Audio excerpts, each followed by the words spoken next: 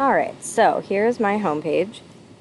Since we last spoke, I took into account the advice that I received from you all, which was to try to limit my words. So I've cut down this giant 5 paragraph section into 2 paragraphs, much shorter. And I've left my 3 modules, but I think this is a much easier to digest page. And again, it's just there to sort of anchor the entirety of the unit, and we will review it in class as a whole. Students can come back to it if they need to, but really it's just to outline some of the basics. My icons and navigation haven't changed. I've added things as I go, as I decide to label. And so I've made some tweaks, maybe since last time you've noticed.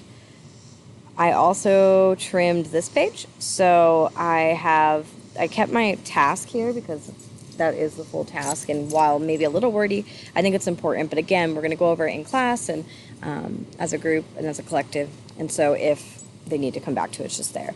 So instead of listing out everything that they would see in the document to the right that, as Alan pointed out, no one will read, and I don't expect them to, I just shortened it to this little piece there.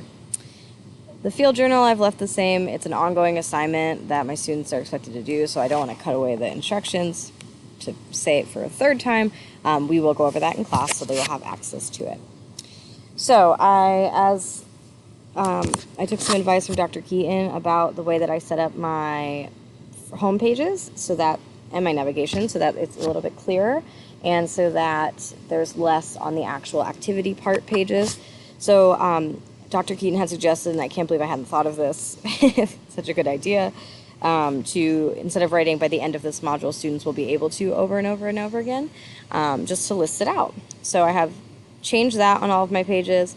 I've moved my daily learning targets to this page as well, because I think they're short enough where this truly, while yes, a lot of words, each day we'll go over the part-specific learning targets, and they will be there for my students, but they don't have to see them when they're trying to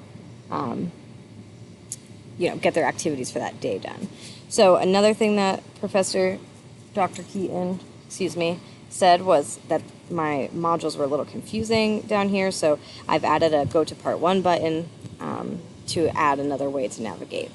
So I'm trying to add some pictures that are relevant if there's not an activity that's just attached, but I think I have this pretty whittled down so that it still is a clear instruction point, but there's less words, so it's not as overwhelming.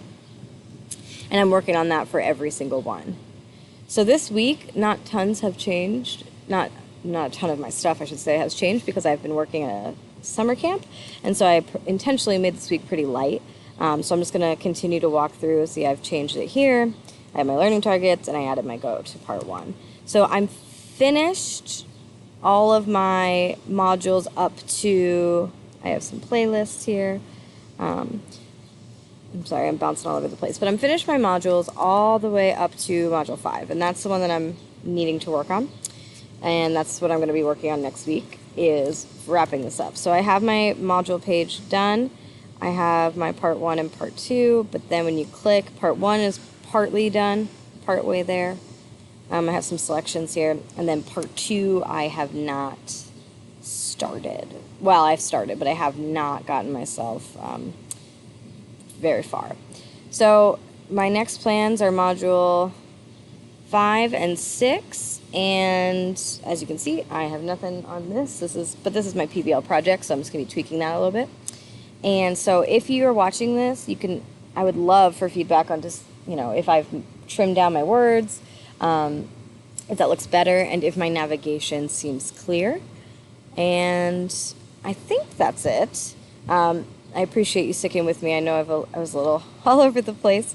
It was a very, very busy week, and I'm looking forward to the normalcy of having a schedule to work on my project again. So, all right, I hope you're all doing well. Thank you.